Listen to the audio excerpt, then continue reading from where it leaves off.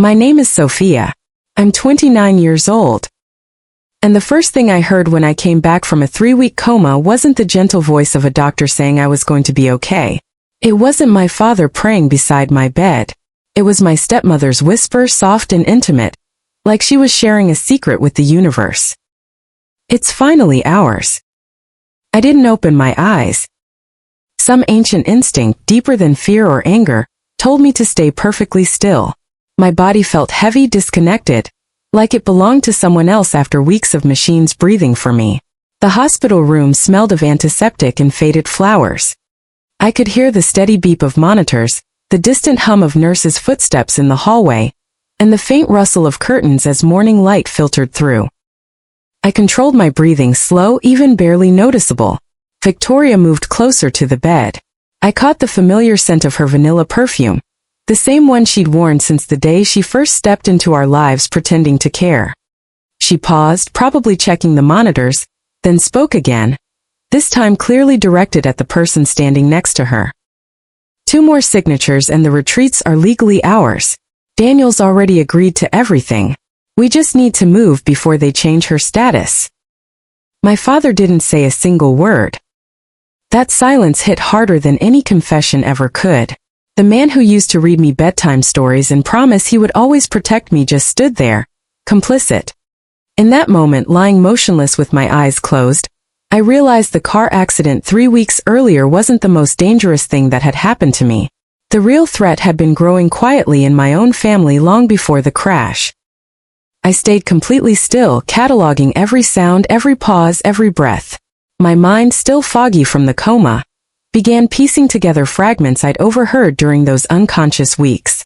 Whispers about power of attorney, conversations about emergency filings, plans that treated me like I was already gone. Friends, if you're watching this, I want you to know something. Sometimes the scariest moments aren't the loud ones. They're the quiet ones where the people you trusted most reveal who they really are when they think no one is listening. If you've ever felt like an outsider in your own family, or had to question the loyalty of someone who was supposed to love you unconditionally, type "I hear you" in the comments. I see you. You're not alone in this. Let me take you back to the beginning, because to understand how I ended up lying in that hospital bed pretending to still be unconscious, you need to know who I was before everything shattered. My mother, Claire Bennett, was the kind of woman who built beauty with intention. She didn't chase massive wealth or fame. Instead, she created something deeply personal, a small but thriving collection of wellness retreats nestled in the Pacific Northwest. Each property was chosen carefully. Old farmhouses renovated with love, forest cabins where guests came to heal from burnout, quiet lakeside sanctuaries focused on mindfulness and restoration. She poured her heart into every detail. The hand-picked linens, the gardens designed for morning meditation, the staff she treated like family. People didn't just visit her retreats, they left changed. Letters poured in from guests saying they found pieces of themselves they thought were lost forever. When pancreatic cancer came for her when I was 15, she faced it with the same quiet precision she brought to everything. In her final months, while battling pain that would break most people, she spent her lucid hours doing 2 things: holding my hand through the hardest nights, and building an ironclad future for me. She didn't just leave me the company in a simple will. She created a sophisticated trust with multiple protective layers. She wrote letters. She had long conversations with her best friend and attorney, my godmother Eleanor. She made sure the legacy she built with her own hands would be protected from anyone who saw it as an opportunity, rather than a responsibility. One afternoon, as sunlight streamed through her hospital window, much like the one I was lying under now, she took my face in her thin hands and said, "Sophia, people will want what I built because it's successful, but very few will want it the way I wanted it for you. Learn the difference between useful and wanted, my love. It will save you one day." I carried those words with me like a quiet armor. And now, years later, lying in that hospital bed with my eyes closed, I finally understood how deeply she had tried to protect me. Victoria's heels clicked softly as she moved away from the bed. I heard my father shift his weight. Still no words from him.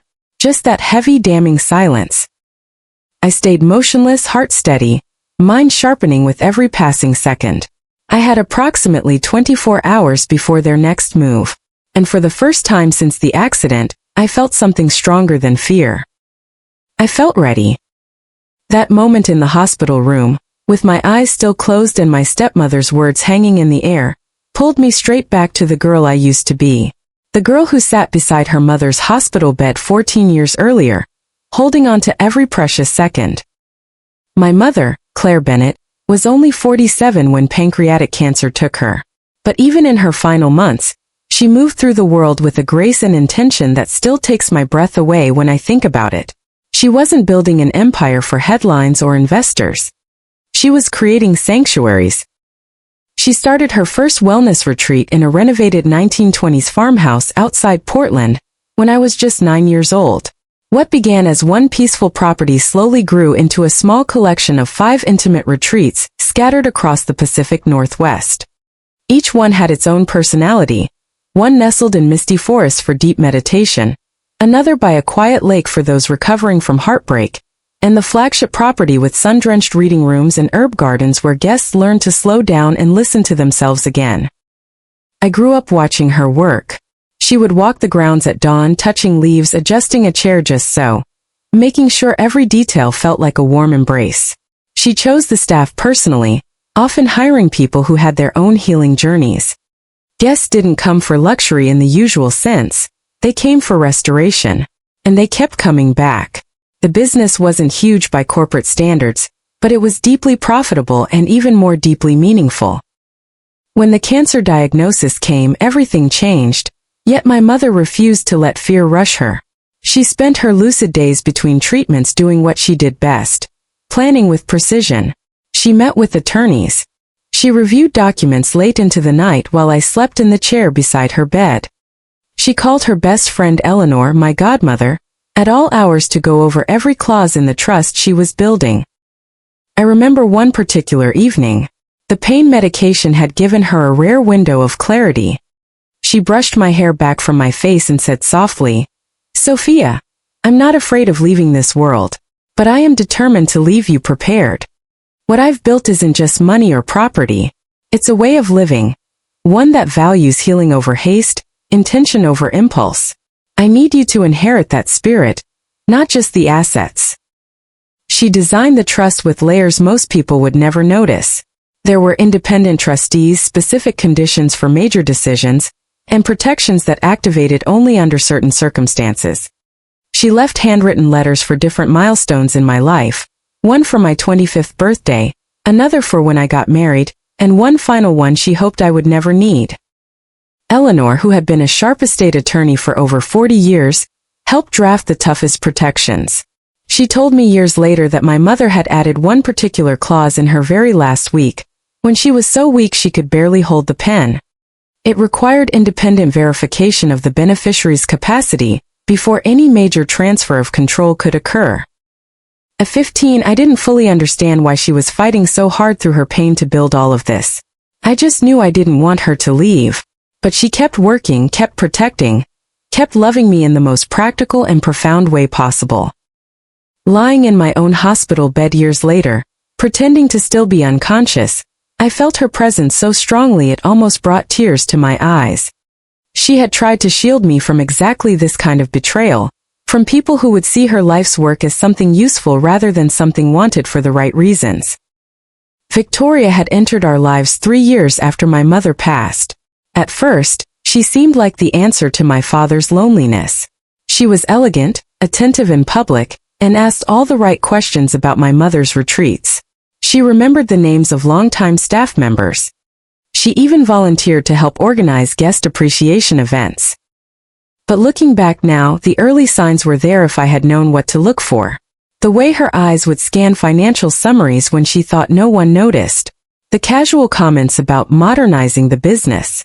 The slow shift in language from your mother's retreats to our family's legacy.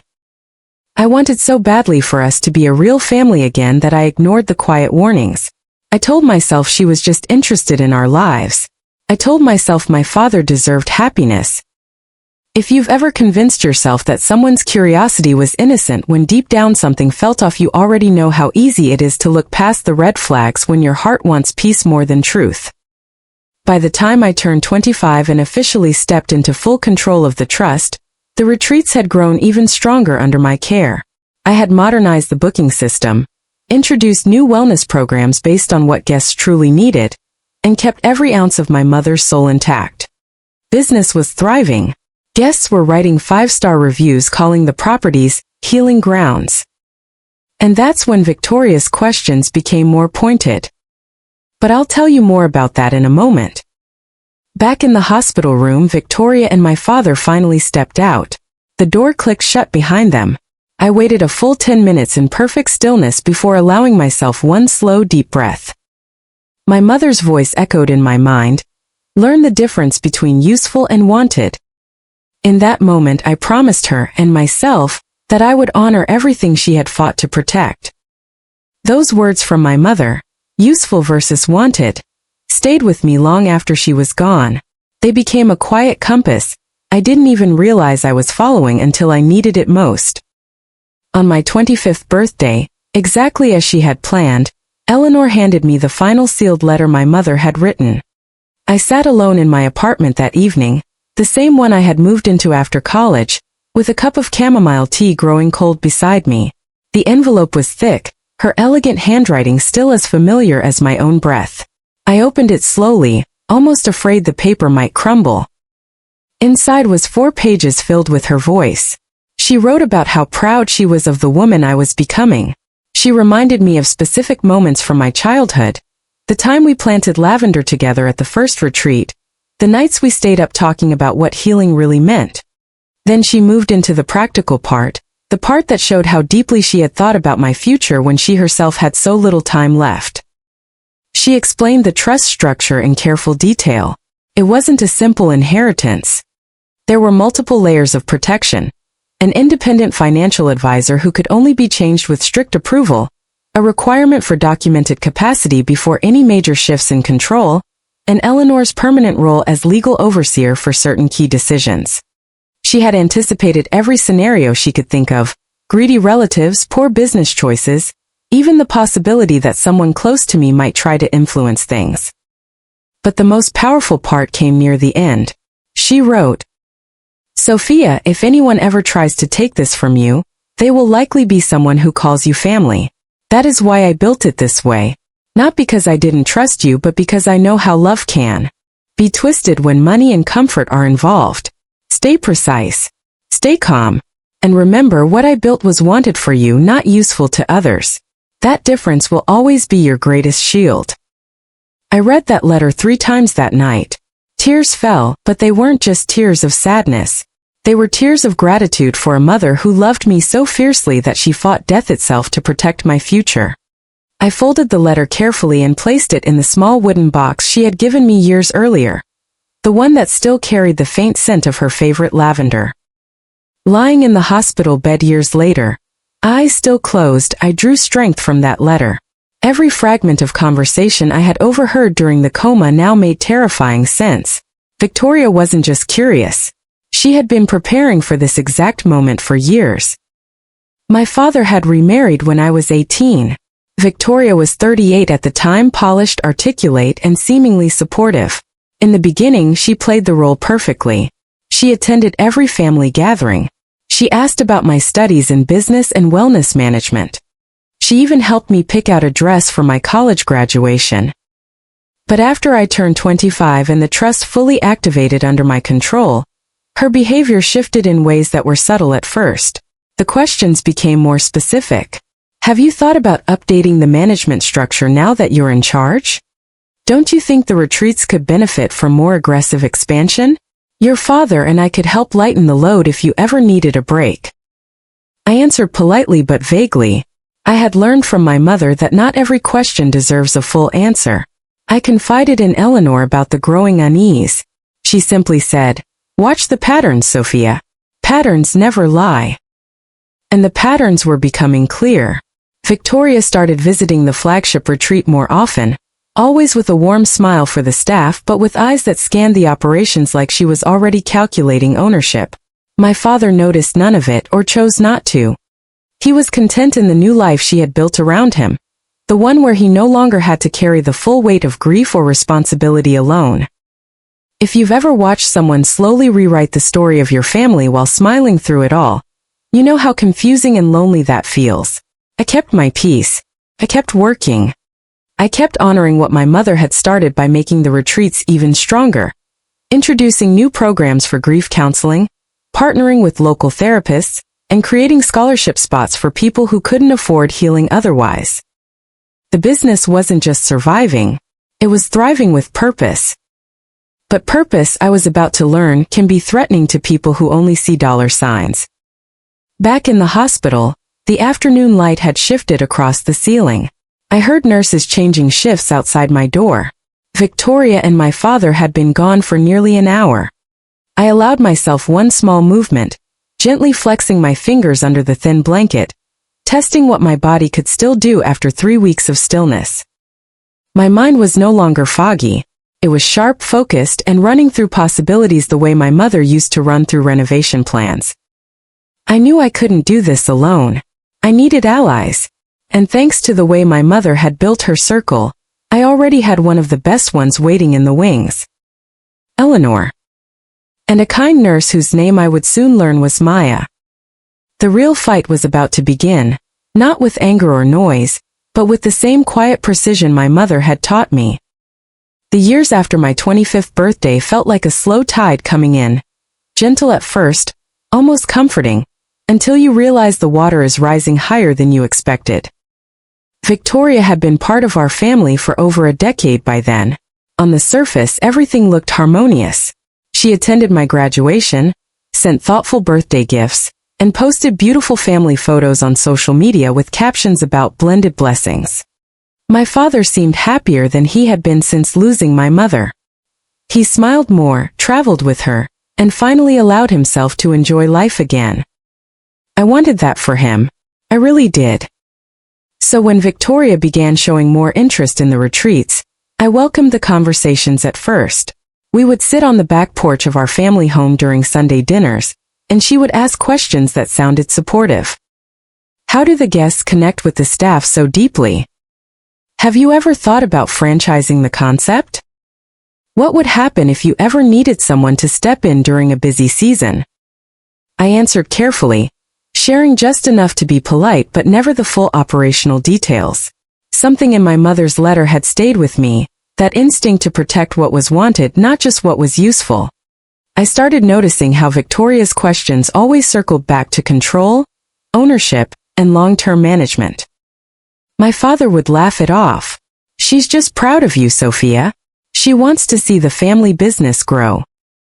But pride doesn't usually come with spreadsheets of projected revenue or quiet suggestions about updating the trust documents for everyone's benefit. The real shift happened 6 months after I took full control. I had just finished a major renovation on the lakeside retreat, new meditation pavilions, expanded gardens, and a small scholarship program for young women healing from loss. The place was booked solid for the next 18 months. Guests were raving about the changes while still feeling my mother's original spirit in every corner. That's when Victoria's tone changed. She began dropping by the flagship property unannounced. She would chat warmly with the managers, compliment the decor, and then casually ask about profit margins or vendor contracts. One afternoon, I walked into the main office and found her reviewing printed financial summaries that she shouldn't have had access to. When I asked her about it gently, she smiled that practice smile and said, "Oh, sweetheart, I was just trying to understand how I could help support you.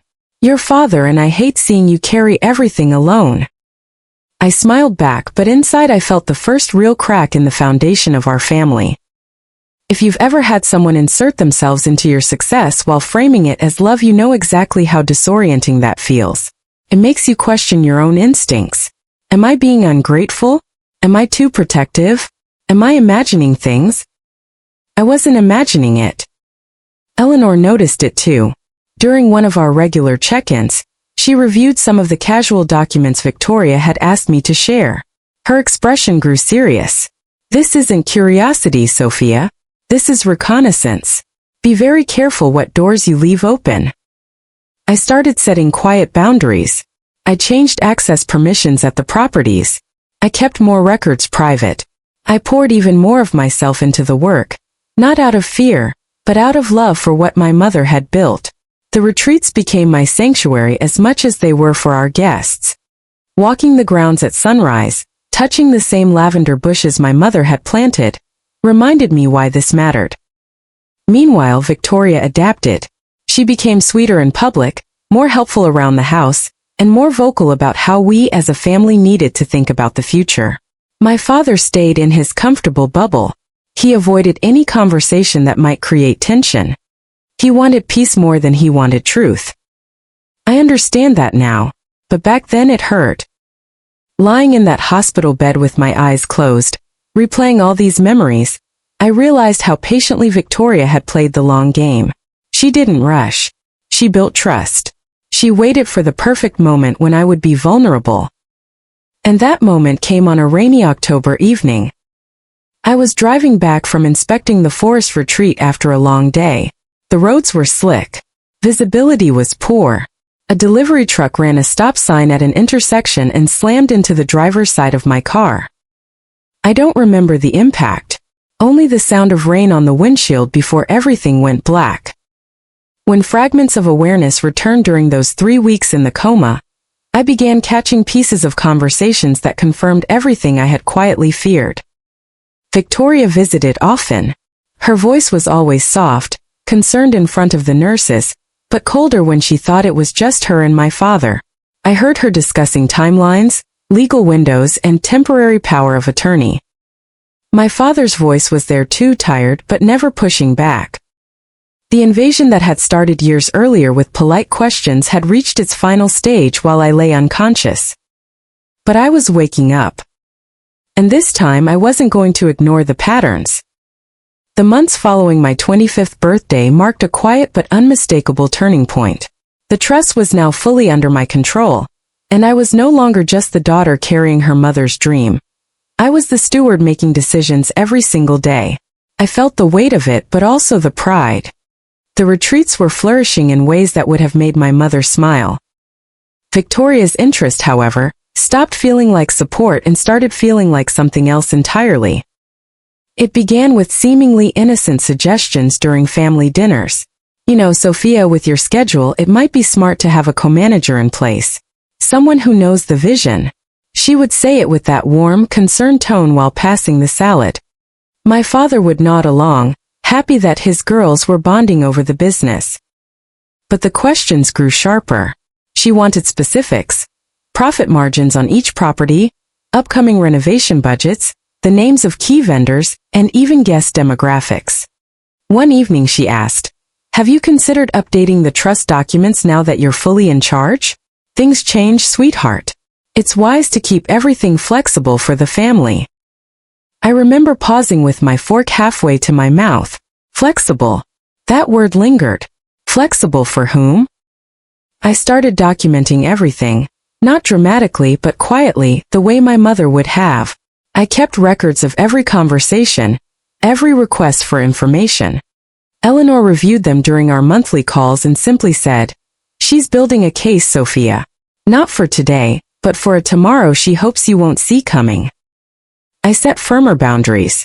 I stopped sharing detailed reports. I changed the locks on certain office files at the flagship property. I made sure all major decisions went through the independent advisor my mother had chosen. Victoria noticed the shift. Her smile stayed in place, but her eyes cooled.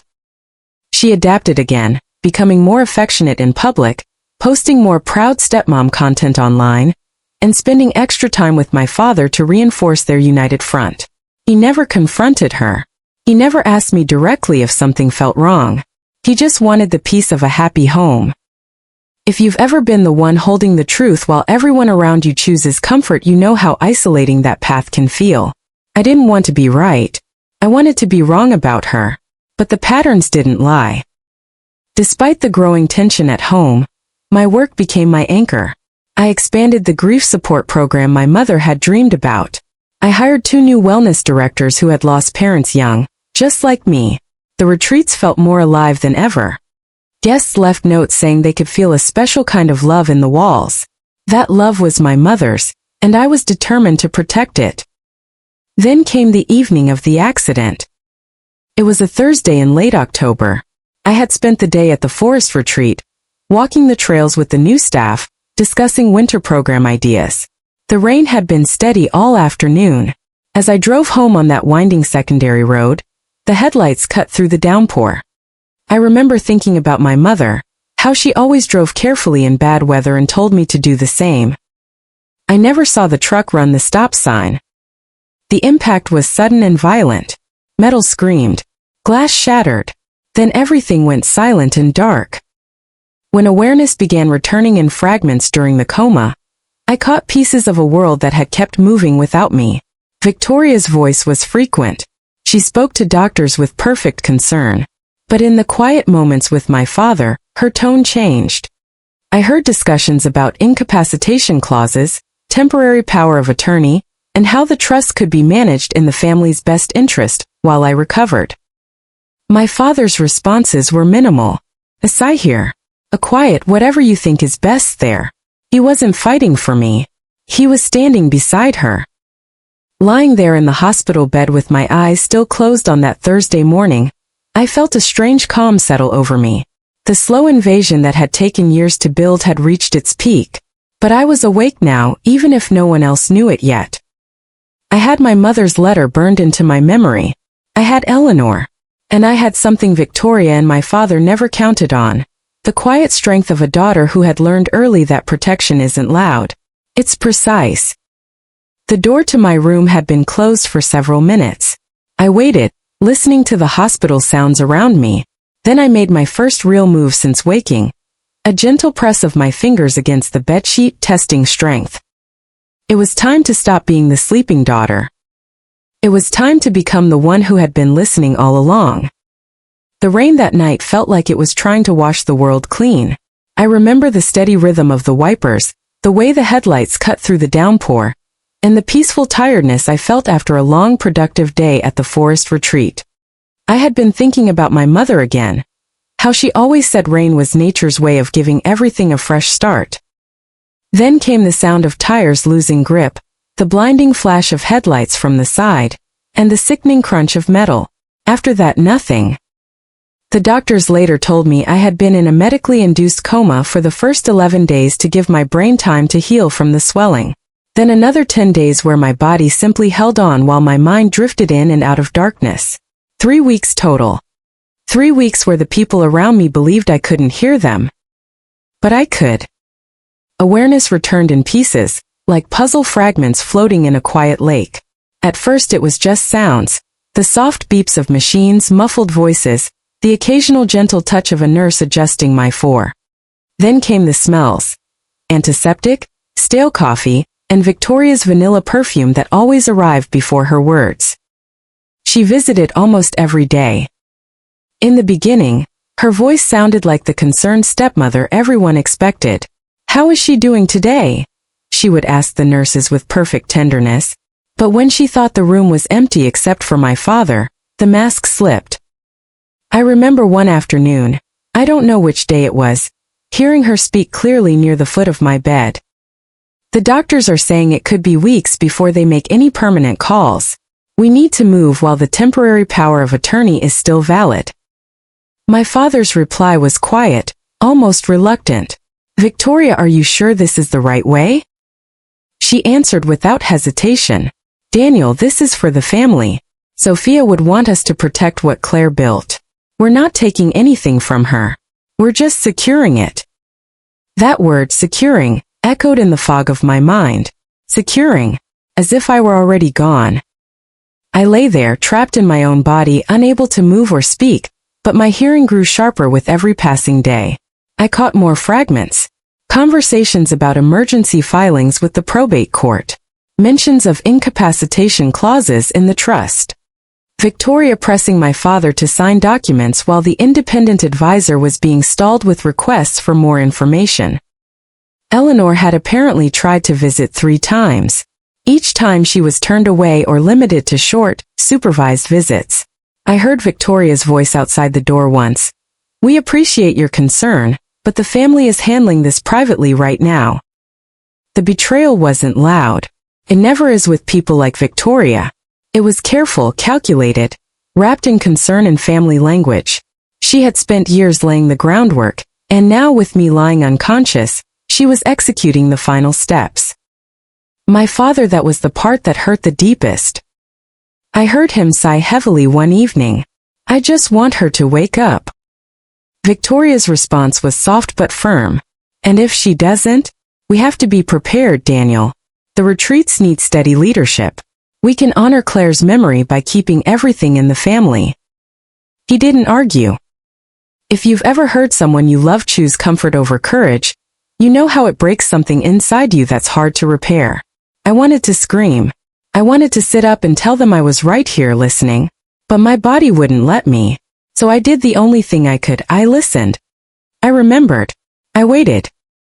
During those long silent hours, my mind kept returning to my mother's letter, to the clause she added in her final week, the one requiring independent medical verification of capacity before any major transfer. Victoria and their attorney had clearly missed it, or underestimated how ironclad my mother had made it. That small oversight, that precision from a dying woman, gave me hope even while trapped in darkness. By the third week, the fragments were becoming clearer. I could feel my toes. I could sense the difference between morning and afternoon light through my eyelids. My mind was no longer drifting. It was sharpening, focusing, planning. Then came that Thursday morning. The door opened. 2 sets of footsteps. Victoria's heels and my father's heavier gait. They approached the bed. She checked the monitors. And then she whispered those 4 words that pulled me fully into consciousness. "It's finally ours." My heart stayed steady. My breathing remained even. I didn't flinch. I didn't open my eyes. I simply began the quiet work of becoming the daughter my mother had prepared me to be. In the quiet darkness of that coma, time lost all meaning. But my mind kept working, collecting every word like precious evidence. Some fragments arrived sharp and clear. Others came like echoes through water. Together they painted a picture I never wanted to see. Victoria was thorough. She visited at different times of day, always making sure the nurses saw the devoted stepmother. She brought flowers. She updated my father on my condition with a voice full of concern. But when the door closed and only the 2 of them remained, the conversation changed. I heard her one evening discussing documents with someone on speakerphone. "The temporary medical power of attorney is holding for now. But we need to push the trust transfer before they reassess her capacity. The window is closing." The other voice, a man I later learned was their attorney, replied, "We'll need your husband's signature on the emergency petition. Stress the family unity angle. It plays well in court." My father was in the room. I could hear him breathing. He didn't object. He didn't say, "Wait until she wakes up." He simply asked, "How long do we have?" That question broke something in me even as I lay motionless. Not because Victoria was ambitious. I had expected that. But because the man who once carried me through nightmares and promised he would always choose me was now calculating timelines for taking what my mother had built for me. There were other conversations too. Victoria mentioning how the retreats could be modernized under new leadership. How certain staff members were too attached to the old ways. How they could rebrand the entire collection once control was secured. She spoke about it calmly, efficiently, like a business transaction rather than a family betrayal. One afternoon I heard her say to my father, "Claire did amazing work, but she was too sentimental. Sophia's the same. This business needs a firmer hand. We're doing this for all of us." My father's silence in those moments said more than any words could have. He had chosen his peace. He had chosen her version of the future. And in doing so, he had stepped away from the daughter still fighting to come back. If you've ever felt abandoned by the one person who was supposed to protect you the most, you know the particular kind of loneliness that settles in your chest. It's heavy. It's quiet. And it forces you to grow up in ways you never asked for. Yet even in that pain I found strength. Every overheard word became fuel. I replayed my mother's letter in my mind on repeat. I remembered Eleanor's steady voice from years of advice. I focused on small victories, the way I could now feel my fingers clearly, the way my thoughts were lining up with purpose instead of fear. I began forming a plan in the fog. I needed to signal someone I could trust. I needed to buy time. And most importantly, I needed to stay silent until the right moment. By the time Thursday morning arrived, I was ready. The door opened again. Victoria and my father entered. Her heels clicked with confidence. She moved to my bedside, checked the monitors and let out a soft, satisfied breath. "It's finally ours," she whispered. Then she added, "2 more signatures this week and the retreats belong to the family. No more fighting Claire's old clauses. No more waiting." My father said nothing. I lay there, eyes closed, breathing steady, while something inside me shifted from survival to strategy. I was no longer the unconscious daughter they were planning around. I was the woman who had been listening to everything. And I was about to change the game. The nurse would come in soon for morning rounds. I had been noticing her touch for the last 2 days, the way her fingers lingered just a second longer on my wrist, as if she sensed something the machines hadn't officially recorded yet. Her name was Maya. I had heard the other nurses call her that. This was my window. I stayed perfectly still as Victoria and my father stepped back. The door closed behind them, but this time I wasn't waiting in fear. I was waiting with purpose. My mother had built her protections with precision. Now it was my turn to use them. The moment Victoria and my father left the room, the hospital fell into a temporary quiet that felt almost sacred. I lay there for several long minutes, eyes still closed, letting the reality settle fully into my bones. I was awake, truly awake, and no one outside this room knew it yet. I had a choice to make in that moment. I could open my eyes, call for the nurses and let the chaos unfold. Or I could stay silent just a little longer and turn their greatest advantage, my supposed unconsciousness, into my own. Il faut silence. My mother had taught me that precision beats panic every single time. So I stayed perfectly still, breathing slow and steady, while my mind worked through the next steps with surprising clarity after 3 weeks of fog. The door opened again about 40 minutes later. Soft, efficient footsteps approached the bed. I recognized the rhythm. It was the same nurse who had checked on me earlier that morning, Maya. She moved with calm competence, the kind that comes from years of caring for people who couldn't care for themselves. She checked the monitors first, then gently took my wrist to check my pulse. Her fingers paused, just a fraction longer than normal. In that small pause I made my move. I pressed back, one slow, deliberate squeeze against her fingers. Not strong but unmistakable. She went completely still. For a heartbeat, neither of us moved. Then in a voice so quiet it was barely more than breath, she whispered, "If you can hear me, squeeze once." I squeezed once. I heard her exhale softly, a sound of quiet relief mixed with surprise. She didn't panic. She didn't call anyone. Instead, she continued her routine check as if nothing had happened, speaking in her normal professional tone for anyone who might be listening outside the door. "I'm going to adjust your pillow for comfort," she said calmly. As she leaned over me, she whispered quickly, "I've suspected you've been aware for the last 2 days. I kept notes in my personal log, not the official chart. I didn't know who to trust." Tears burned behind my closed eyelids, but I held them back. In that moment, a stranger showed me more loyalty than my own father had in 3 weeks. Using the same quiet efficiency, Maya brought a small notepad and pen from the supply cart. She positioned it so I could reach it with my right hand. My fingers were weak and shaky, but they worked.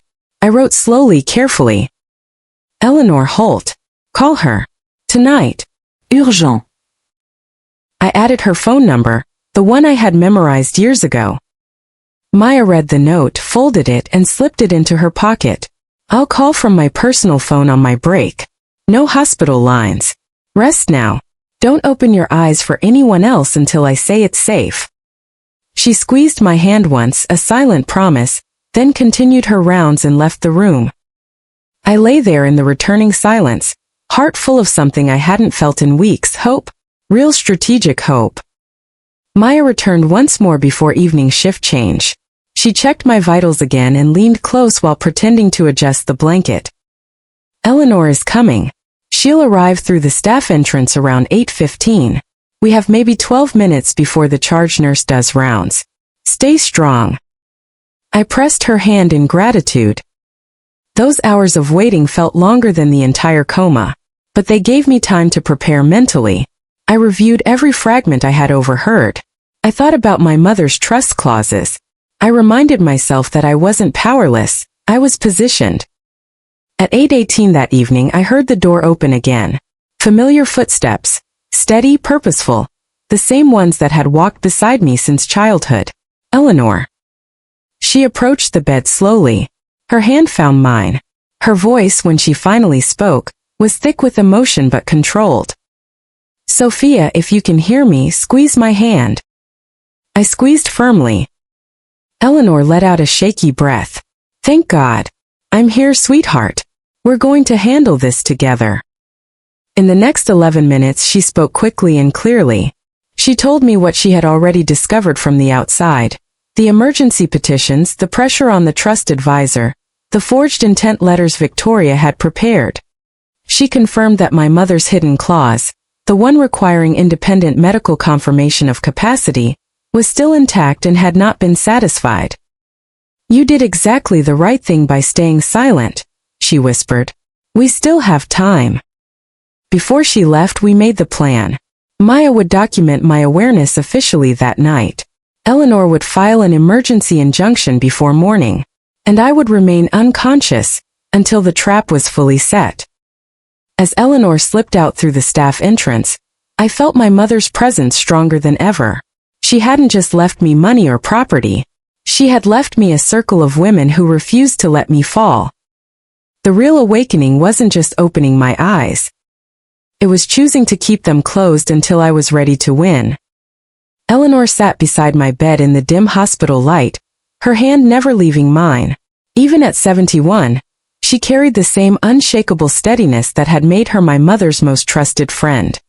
In those precious 11 minutes before the charge nurse's rounds, she gave me the full picture I needed. Victoria filed for temporary medical power of attorney on day 4, she whispered. Your father signed the supporting statement. The hospital approved it under emergency family provisions, but it's limited. The moment we prove capacity, it collapses. I squeezed her hand twice, my signal for I understand. She continued, voice low but precise. Their attorney, a man named Richard Lang, has been pushing the trust advisor with requests for emergency review. They're claiming family consensus and your prolonged incapacitation. They almost had the signatures ready, but they missed the clause your mother added in her final week.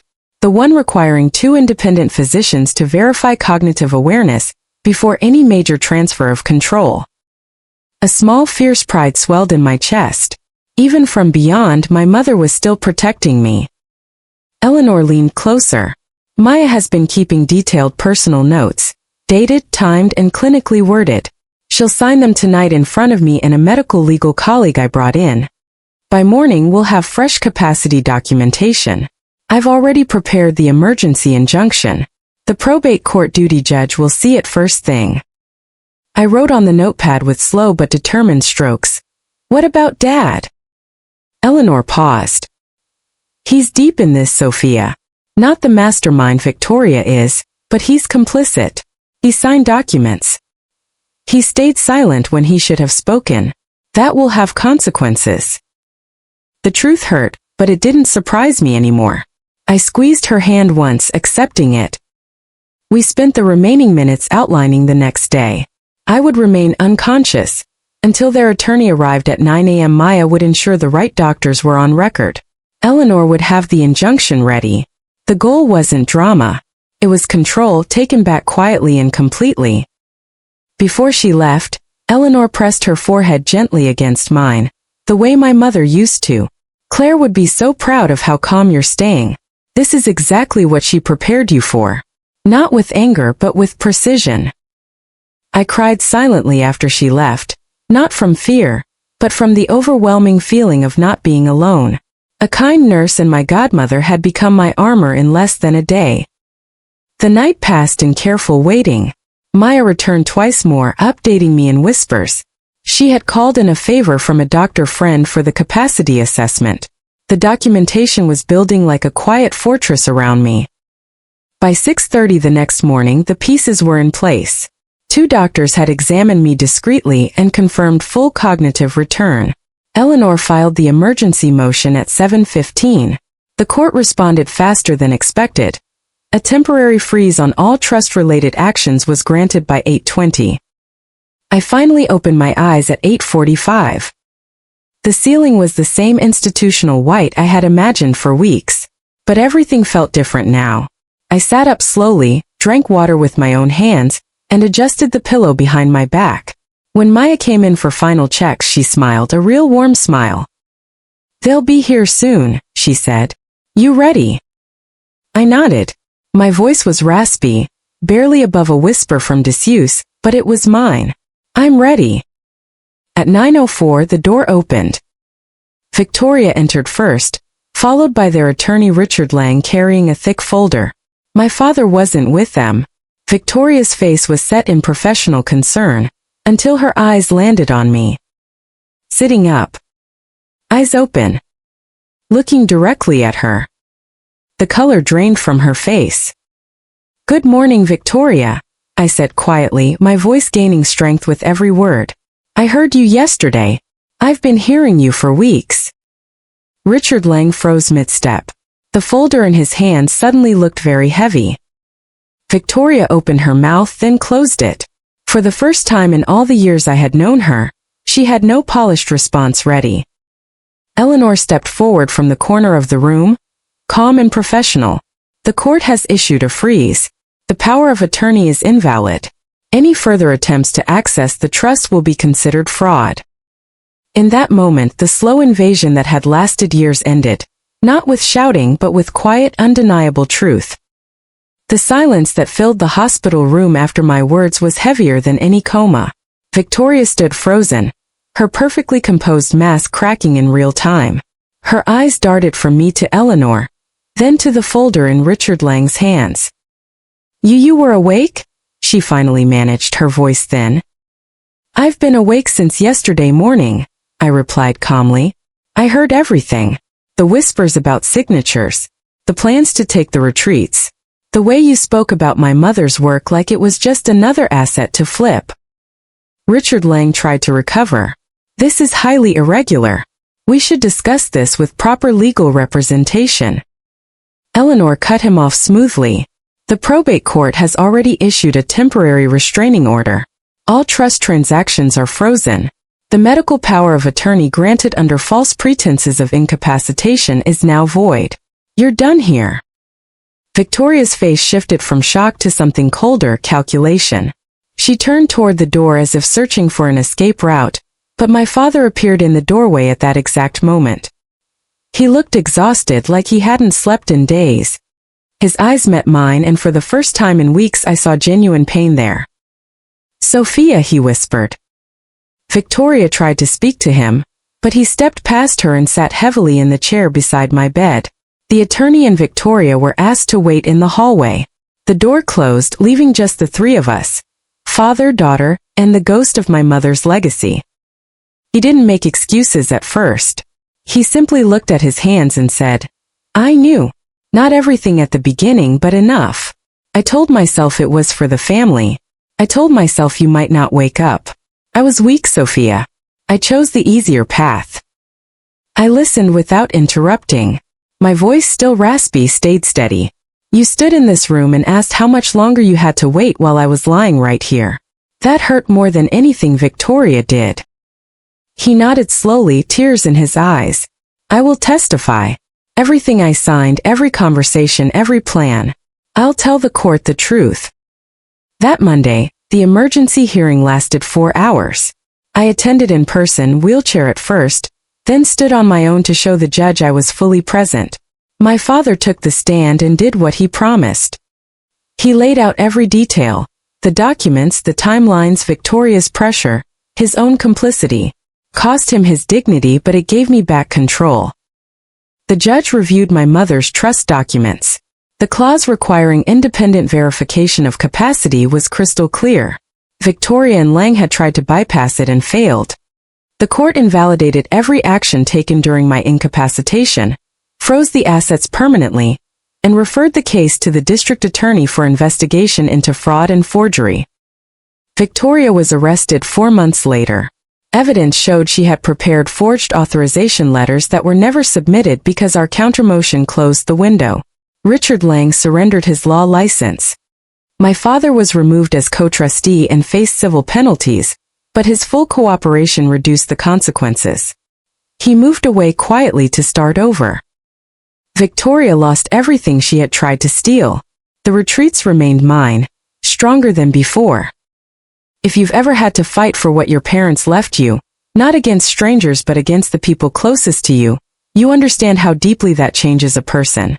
It strips away naivety and leaves behind something quieter and more powerful: clarity. The weeks and months that followed the hearing were not dramatic. They were quiet, intentional, and deeply healing. The kind of healing my mother had always believed in. I left the hospital 12 days later. Dr. Ramirez, my attending physician, walked me to the exit with a proud smile. Maya, the nurse who had risked her own position to help a stranger, hugged me tightly at the door. "You were the calmest person I've ever seen fight for their life," she said. I told her she was the reason I still believed in quiet kindness. We still keep in touch. The retreats became my focus again. I walked the grounds of the flagship property at sunrise the first week I returned, running my fingers along the wooden railings my mother had chosen herself. The lavender was blooming just as it had when I was a little girl. For the first time since the accident, I smiled without carrying the weight of betrayal behind it. My father and I speak occasionally now. Our conversations are careful, respectful, and bounded by the truth we both acknowledge. He is living a simpler life up north. He has never asked to be part of the business again, and I have not offered. Some relationships don't fully heal. They simply find a new, honest shape. Victoria left the state after the investigation concluded. The retreats remained untouched, stronger even, because the staff saw how fiercely I protected what my mother built. Guests returned in even greater numbers, many saying they could feel the integrity in the walls. 8 months after I woke up, I sat on the porch of the original farmhouse retreat with Eleanor. We drank chamomile tea the way my mother used to make it. She told me about the final phone call she had with my mother, the one where Claire insisted on adding that extra capacity verification clause even though she was so weak she could barely speak. "She knew," Eleanor said softly. "Not exactly what would happen, but she knew enough. She wanted you to be safe even when the people closest to you weren't safe for you." That night I whispered to the stars, "Thank you, Mom. I understand now. Precision really is one of the most durable forms of love." So here's what I want to leave you with, if you've stayed with me through this entire story. Protect what was built for you with the same quiet strength my mother showed. Pay attention to patterns, not just pretty words. And when someone shows you who they are in the moments they think you're not listening, believe them the first time. If you've ever had to fight silently for your peace, your inheritance, or your place in your own family, type the word precision in the comments. Let me know your first name and the city you're watching from. Tell me, have you ever had someone in your corner who didn't have to be there, but chose to stand with you anyway? Thank you for sitting with me through the hard parts. These stories are about ordinary people discovering they were never as powerless as someone wanted them to believe. Stay gentle with yourself but never naive. I'll see you in the next one.